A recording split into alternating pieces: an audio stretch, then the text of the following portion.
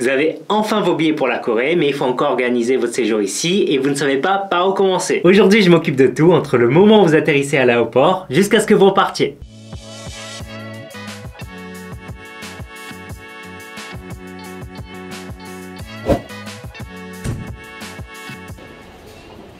Voilà, vos premiers pas en Corée. Normalement, vous sortez par ici. Vous n'êtes pas fait choper par la douane. Vous êtes content. Votre première mission est changer un petit peu d'argent dans ces guichets, mais pas trop, parce que les taux à l'aéroport ne sont pas très avantageux. Ou sinon, vous pouvez essayer de retirer dans l'un de ces distributeurs internationaux si vous avez une Visa ou une Mastercard. Ensuite, c'est l'étape la plus importante, la carte SIM. Bien sûr, la Corée est l'un des pays les plus connectés au monde, donc vous trouverez du Wi-Fi gratuit un petit peu partout. Mais évidemment, c'est toujours dans les moments où on en a le plus besoin qu'on n'en trouve pas. Donc si vous voulez de la data, il y a plusieurs solutions. Soit vous louez un routeur Wi-Fi pour 3 € par jour, mais ça vaut le coup que si vous êtes un grand groupe. Et en plus, vous pourrez pas passer d'appel. Moi, je vous conseille plutôt de prendre une carte SIM, c'est beaucoup plus pratique et plus économique. Les gros opérateurs coréens proposent des cartes SIM avec débit rapide, mais c'est assez cher. Quasiment 30 € pour une semaine. Mais bon, vous n'avez pas forcément besoin d'un débit de fou malade pour surfer sur le net, poster des photos sur Instagram ou utiliser Tinder. Donc l'astuce, c'est de passer par des opérateurs low cost et pour ça, je vous conseille Tingo Mobile avec qui je suis en partenariat pour cette vidéo. Tingo Mobile propose des forfaits de carte SIM à prix cassé. Et ce qui est cool, c'est que vous pouvez réserver votre carte SIM en avance sur leur site internet en anglais. Vous avez différentes formules avec data et appels locaux illimités à partir de 12 € pour 2 semaines ou 16 € pour un mois. Si vous payez un peu plus cher, vous pourrez avoir la data avec un débit 4G plus rapide. J'ai eu beaucoup de retours positifs de Français qui l'ont déjà utilisé et en plus j'ai testé le débit réduit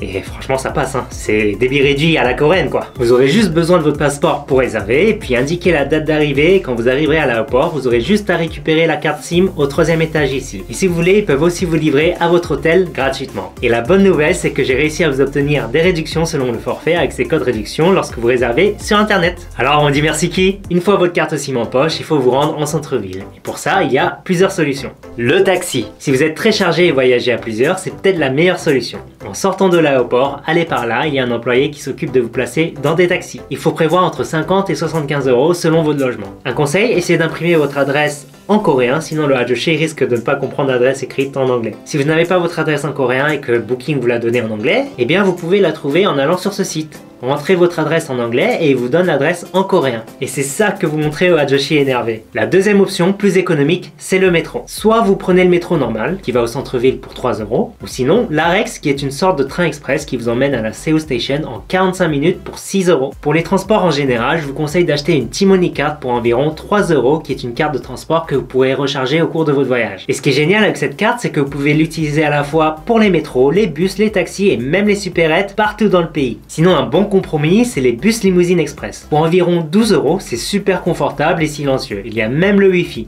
Ces bus peuvent vous déposer partout dans Séoul et donc rendez-vous dans un guichet à la sortie de l'aéroport et précisez-leur la station de métro la plus proche de votre logement et ils vous diront quel numéro de bus prendre. Et maintenant je vais vous expliquer comment se déplacer à Séoul qui est très bien desservi par les transports. Le métro est moderne, propre et probablement l'un des plus pratiques au monde. Un trajet coûte à peu près 1 € et peut varier selon votre destination. Si vous prenez des tickets à l'unité, vous pouvez récupérer un petit refund en les introduisant dans ces machines. Si vous utilisez la T-Money, ça sera plus pratique et un peu moins cher. Un autre moyen super pratique de bouger, ce sont les bus. Ça peut être compliqué au début, donc il y a plein d'étrangers qui ne l'utilisent pas parce qu'ils ne savent pas comment ça marche. Mais quand tu connais bien le système, c'est super pratique. En plus, tu vois le paysage lorsque tu te déplaces, donc personnellement, je préfère prendre le bus plutôt que le métro. Donc il y en a partout sur Séoul, et si vous voulez trouver votre itinéraire, utilisez l'appli Kakao Map ou Naver Map. Pour le prix, c'est comme le métro, et pour payer, utilisez la T-Money sur le lecteur de carte ou utilisez du cash en déposant l'argent dans la petite boîte à côté du conducteur. Il vaut mieux faire la pointe, sinon Hajoshi énervé risque encore de vous gueuler dessus si vous sortez un billet de 50 000 won. Et attention, lorsque vous descendez, il faut valider votre T-Money ici, sinon vous serez débité du double du montant de base. Et un autre avantage de la T-Money, c'est que les transferts sont gratuits. Donc que ce soit d'un bus vers un autre bus ou d'un bus vers le métro, eh bien vous payez le prix d'un seul trajet. Alors un désavantage des transports à Séoul, c'est que les métros ferment assez tôt. Entre 11h30 et minuit, c'est les derniers trains. Et après ça, vous avez plusieurs choix. Vous avez par exemple les sortes de noctiliens, mais faites attention, des fois il y a des gens qui sont bourrés. C'est comme en France, c'est comme à Paris, lorsque prenez le noctilien, c'est jamais safe. Donc faites attention à ça. Ou sinon, eh bien, il y a les taxis. Alors le taxi n'est pas trop cher en Corée si on compare avec la France. Le compteur démarre à environ 3,50 € et c'est un peu plus cher entre 22 h et 4 h du matin où il y a un supplément entre 20% et 40%. Vous pouvez en choper directement dans la rue, mais parfois ça peut être très difficile. En fait, les Hajoshi, ils en font qu'à leur tête. Donc si vous allez super loin, bien sûr, ils vont vous prendre parce que vous avez payé plus cher. Mais si c'est à côté, bah ils vont vous dire non, j'y vais pas. Business is business. Hein. Et le pire, c'est surtout les week-ends aux alentours des boîtes de nuit. Ça, c'est vraiment limite mission impossible pour trouver un taxi. Donc prévoyez bien le coup avant d'aller en soirée, ou sinon prenez le premier métro qui est à peu près à 5h30, 6h du matin. Sinon en Corée, il n'y a pas Uber, mais il y a Kakao Taxi. Donc c'est une application pour pouvoir réserver des taxis. Mais il faut savoir parler un peu coréen parce que des fois il arrive que le conducteur vous appelle pour vous localiser. Sinon vous pouvez juste utiliser l'appli pour estimer le prix d'une course. Et attention, ne prenez jamais les taxis noirs. Bon, vous n'allez pas vous faire embarquer comme dans Squid Game, hein, mais ce sont des taxis de luxe et ça peut coûter très cher. Mais au moins ils sont quasiment tout le temps disponibles. Vous pouvez aussi louer des vélos de ville avec votre carte bleue avec l'application Seoul Bike. C'est le Vélib de Séoul et vous en trouverez un peu partout dans la ville. Vous pouvez en louer pour 1,50€ les 2 heures ou sinon il y a des forfaits à la semaine ou au mois pour 5€ seulement. Vous pouvez louer une voiture à l'aéroport ou bien même en centre-ville dans des centres de location. Il vous faut un permis international et votre passeport et ça coûte un peu plus de 50€ par jour, assurance incluse, pour une voiture de base. Je vous mets le lien d'un article en description avec tous les détails pour louer une voiture en Corée. Et maintenant, que faire à Séoul ? Il y a tellement d'activités à faire à Séoul que même en 7 ans de vie ici, je découvre encore de nouvelles choses tous les jours. C'est sûr, vous n'aurez pas le temps de vous ennuyer. Donc vous pouvez visiter un ou plusieurs des palais royaux comme Gyeongbokgung tout en louant un costume traditionnel pour moins de 10€ l'heure. Vous baladez dans les ruelles de Pukchon pour voir des hanok, les maisons traditionnelles coréennes. Allez dans le quartier de Ikseondong en mode date pour manger ou prendre un café dans les hanok. Faire du shopping à Myeongdong tout en goûtant les street food. Faire une randonnée parmi les grandes montagnes comme Bukhansan ou Gwanaksan qui sont juste à quelques minutes de Séoul. Prenez un americano dans des cafés à thème, il y a des cafés partout et certains sont très originaux. Baladez-vous dans un des nombreux parcs de Séoul. Selon la saison, vous aurez un paysage différent. Louez un vélo pour pédaler au bord de la rivière Han où vous pourrez aussi faire un pique-nique lorsqu'il fait chaud. Allez au sommet de la Lotte Tower ou de la Namsan Tower pour admirer un panorama sur la ville. Goûtez à de la nourriture traditionnelle coréenne au marché de Gwangjang. Baladez-vous sur les bords de la petite rivière de Cheonggyecheon qui traverse la ville. Visitez un temple bouddhiste comme celui de Ponggeonsa ou celui de Chokesa. Faites-y éventuellement un temple stay. Faites un tour à Insadong pour manger et acheter des souvenirs traditionnels. Cultivez-vous dans les musées comme le musée national de Corée, le musée de la guerre et même le musée du kimchi. Faites une séance de Chimjilbang pour vous détendre. Allez faire le chanteur dans un onebang. Prenez un cours de danse à 1 Million ou à la Deaf Dance School. Profitez de la nuit nocturne coréenne qui est une des plus folles et excitantes en Asie. Hongdae ou Itaewon sont parfaits pour ça. J'avais fait une vidéo à ce sujet si ça vous intéresse. Alors pour info, pour entrer dans des clubs ou dans des bars, il faut avoir au moins 20 ans en âge coréen ou sinon 19 ans en âge français l'année en cours. Et ils demandent toujours votre carte d'identité ou votre passeport lorsque vous entrez dans un club. Donc ne l'oubliez pas. Sinon sachez qu'il y a certains bars ou certains clubs qui font de la discrimination sur la nationalité ou même sur l'âge. Donc moi par exemple, il y a certains bars ou certains clubs à Hongdae où je peux pas rentrer parce que j'ai 36 ans. Pas grave, hein, ça se finit en soju tout seul ça. Vous pouvez aussi explorer les expériences Airbnb avec des locaux qui sont pas mal du tout. Donc vous pourrez réserver des activités comme de la calligraphie, des cours de cuisine et encore plein d'autres activités. D'ailleurs, il y a quelques années, j'étais dessus et je faisais guide de soirée. C'était pas mal du tout, hein? Ah, le bon vieux temps. Bon, c'était avant le Covid. D'ailleurs, j'en profite pour vous dire que je vais reprendre les activités en personne à Séoul. Donc, si vous êtes intéressé, par exemple, pour prendre des cours d'initiation au coréen à Séoul en personne, eh bien, j'ai mis le lien en description pour vous inscrire. J'ai déjà ouvert les dates pour l'année prochaine.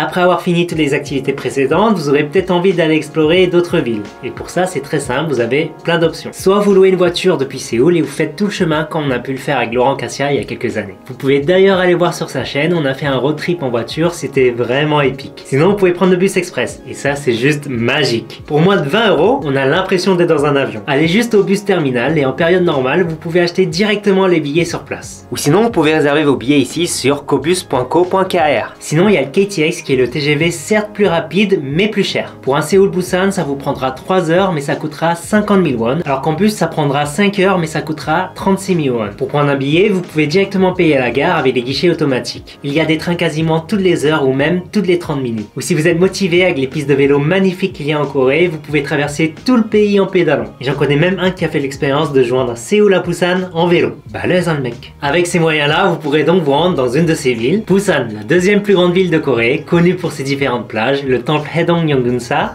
le village de Kamcheon, Gangneung pour découvrir la côte est et sa plage, Ojukon, son marché traditionnel et ses musées. Sokcho, une autre ville de la côte, connue notamment pour la montagne Solaksan sur laquelle j'ai fait une des plus belles randonnées de ma vie. Jeonju pour découvrir le fameux village Hanok. Andong pour son village traditionnel et sa spécialité locale, le poulet braisé dans de la sauce soja, le Chimtak. Posong, pour visiter les champs de thé. Yosu, une belle ville portuaire qui se situe au sud et vous permet d'admirer la baie et de goûter la spécialité locale du crabe cru mariné dans du soja. Koje, un petit paradis sur terre avec ses jardins. Daegu, une grosse ville dans laquelle se tient le festival du chimek, le poulet frit et la bière. Gyeongju, la ville traditionnelle avec son histoire. Jinju, avec sa forteresse, est aussi connue pour le bibimbap. Et on y trouve aussi le festival de lanternes sur la rivière qui a lieu tous les ans.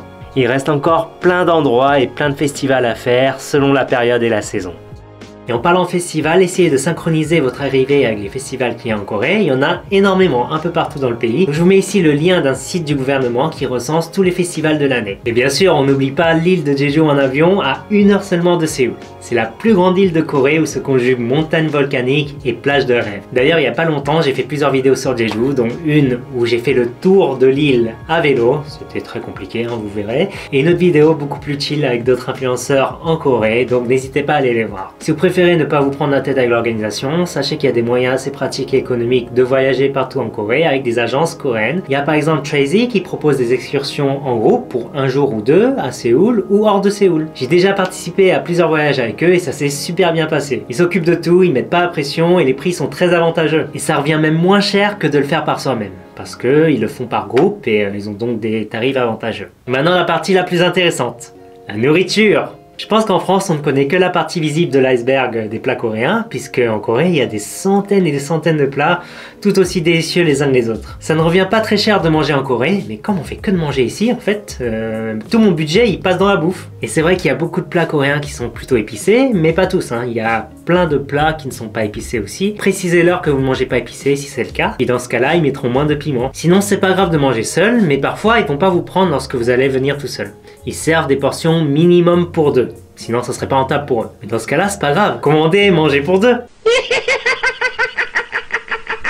En général, un plat de base en Corée, lorsque c'est des plats individuels, ça coûte environ 6 €. On vous le sert avec des plats d'accompagnement et du kimchi à volonté. Et sinon, ça peut coûter plus cher lorsque c'est des plus gros plats à partager à plusieurs. Et voici une liste de quelques plats coréens juste pour vous faire saliver. Kimchi jjigae, doenjang jjigae, budae-jjigae, samgyeopsal, tteokbokki, jimtak, kalguksu, buffet à volonté, 제육볶음, 고등어구이, 전, 떡갈비, 순대, 만두, 빈대떡, 치맥, 비빔밥, 회, 육회, 불고기, 짜장면, 족발, 돈가스, 비빔국수, 닭갈비, 냉면, 설렁탕. Il en existe encore plein d'autres. Si vous êtes vegan, il existe des restaurants avec des options vegan. Donc n'hésitez pas à leur dire, il existe même des restaurants 100% vegan. Donc faites attention, même dans le kimchi, il y a du poisson. Et pour ceux que ça intéresse, je vous renvoie vers cette vidéo où j'ai suivi un régime vegan pendant 30 jours à Séoul. Bon, ça donne fin à tout ça. En tout cas, je vous prépare une autre vidéo entièrement consacrée à la nourriture coréenne et au restaurant coréen. Comme ça, vous n'aurez plus jamais peur de rentrer dans un restaurant coréen. Si vous voulez faire vos courses, vous pouvez vous rendre dans les grands hypermarchés tels que E-Mart ou le Lotte Mart, ou bien encore les supermarchés du coin.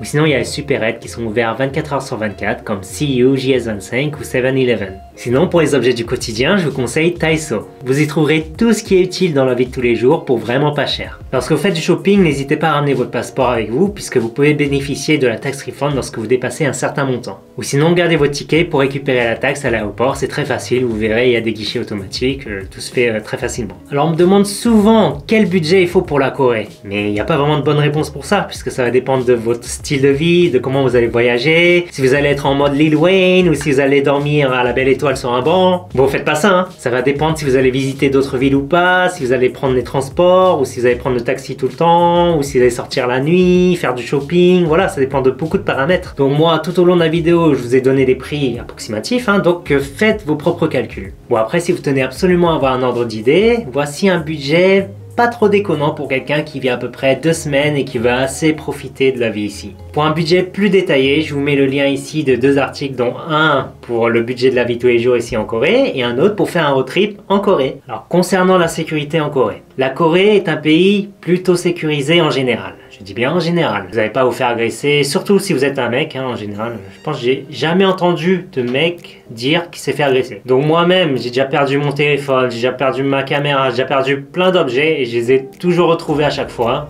Ça a été récupéré, mis dans les objets trouvés ou j'ai juste appelé mon téléphone et un mec est venu me le rendre. près de chez moi. Vraiment incroyable. À ce niveau-là, il n'y a pas de problème. Vous n'aurez pas à surveiller vos affaires 24 h sur 24 puisque les caméras le font pour vous. Hein. Mais ce n'est pas 100% safe. Donc le risque zéro n'existe pas. Il faut quand même faire attention puisqu'il y a quand même dans les news des crimes, des délits qui se font de temps en temps. Pour les femmes, en général, c'est plutôt safe. Donc vous n'allez pas trop vous faire importuner en journée. Après, la nuit c'est différent. Donc les filles surtout, restez sur vos gardes parce qu'on ne sait jamais. Les Coréens ne sont pas forcément les oppas de vos rêves. Hein. Il y a des mecs bien évidemment, mais pas tous. Donc il y a quand même des trucs chelous qui se font en Corée. Par exemple des mecs qui filment sous la jupe ou qui vont droguer des filles en soirée ou des mecs chelous que vous pouvez rencontrer sur des applis de rencontre. C'est pas la première fois que je le dis, donc faites attention, restez sur vos gardes des filles. En cas de problème, voici 2 numéros à connaître, 112 pour la police et 119 pour les pompiers et les ambulances. Donc même si vous n'avez pas de forfait ou quoi que ce soit, vous pouvez l'utiliser avec votre téléphone. Et il y a même un numéro de hotline voyage, le 1330. En gros, c'est géré par l'organisation du tourisme coréen et vous pouvez leur poser des questions en anglais sur n'importe quoi, 24 h sur 24, 7 jours sur 7. Genre, vous voulez vous faire comprendre par un taxi, vous passez le Ajoshi et il vous aide. Vous cherchez un sex shop dans le coin, il vous file toute une liste. Si vous avez des problèmes de santé, certains cliniques et hôpitaux proposent des services internationaux. Et si ce n'est pas le cas, en général, les docteurs savent parler anglais. Et voici une liste des hôpitaux avec un service international à Séoul. Les pharmacies ressemblent à ça et il y en a un peu partout. Juste un truc à savoir, si vous voulez acheter du Doliprane, demandez du Tylenol, c'est comme ça qu'il appelle ici. Le mieux c'est quand même de ramener vos propres médicaments, si vous en avez qui ont été prescrits par votre médecin, au cas où vous ne les trouverez pas ici. Et attention, les hôpitaux et les pharmacies ne sont pas forcément ouverts 24 h sur 24, ni 7 jours sur 7. Certains sont fermés le dimanche. Concernant les personnes en fauteuil roulant, les transports en commun à Séoul sont plutôt accessibles pour les handicapés. À l'aéroport, il est possible d'avoir de l'aide. Dans le métro, on y trouve des ascenseurs pour les personnes handicapées, des rampes pour les fauteuils, des toilettes accessibles et des sièges prioritaires. C'est pas valable pour toutes les stations, mais pour le savoir à l'avance, vous pouvez vérifier sur l'application Kakao Métro. Par contre, tous les restaurants de base qu'on trouve dans les petits bibis ne sont pas forcément très accessibles, contrairement aux grands complexes comme le Coex ou le Lotte Mall. Et certains lieux touristiques sont accessibles aux fauteuils roulants et on peut même emprunter des chaises roulantes. Je vous recommande de regarder sur ce site-là pour avoir plus d'informations. Et voici en vrac quelques autres points à savoir et à ne pas faire pendant votre voyage en Corée. Ne hurlez pas dans les transports, les Coréens sont plutôt silencieux. Attendez que le feu piéton passe au vert pour traverser, car la plupart des Coréens ne traversent pas à l'arrache et attendent jusqu'au bout même quand il n'y a pas de voiture. Qu'est-ce que j'ai dit ? Triez vos déchets, il y a des poubelles adéquates pour ça. Faites la queue dans les escalators ou avant de rentrer dans un wagon. Ne vous asseyez pas sur les places sur le côté réservé aux personnes âgées et les places roses pour les femmes enceintes. Recevez et donnez des objets avec les deux mains. Ne montrez pas trop votre affection en public, un bisou ça passe, mais pas un gros roulage de pelle dans les transports par exemple. Les filles ne portez pas de décolleté, et par contre les mini-jupes, il n'y a pas de souci. Ne faites pas de bises pour saluer, mais juste penchez-vous en avant et dites annyeonghaseyo. Ne fumez pas partout, même en extérieur, il y a soit des endroits faits pour ça, ou sinon regardez les petites ruelles où vous verrez des Coréens déjà en train de fumer. Suivez les règles sanitaires, mettez le masque à l'intérieur, laissez vos chaussures à l'extérieur lorsque vous rentrez chez quelqu'un. Au restaurant, laissez la personne la plus âgée manger en premier. Et si vous êtes la personne la plus jeune, mettez les couverts. Ne servez pas votre propre verre d'alcool et attendez que quelqu'un vous le serve ou servez les autres d'abord. Ne plantez pas vos baguettes dans le riz. Donc j'espère qu'avec tout ça, vous allez être moins stressé pour votre voyage. Alors si cette vidéo a pu vous aider dans la moindre mesure et si vous souhaitez me soutenir, eh bien YouTube a mis en place un bouton qui s'appelle merci. Et si vous cliquez dessus, en fait, ça va pouvoir me donner un coup de pouce financier. Donc allez-y, faites péter. Et puis sinon, il y a toujours le pouce bleu qui est gratuit. Et pour compléter cette vidéo, n'hésitez pas à regarder la première partie où je vous donne plein de conseils sur comment trouver les billets d'avion, comment trouver un logement, dans quel quartier vivre et encore plein d'autres conseils.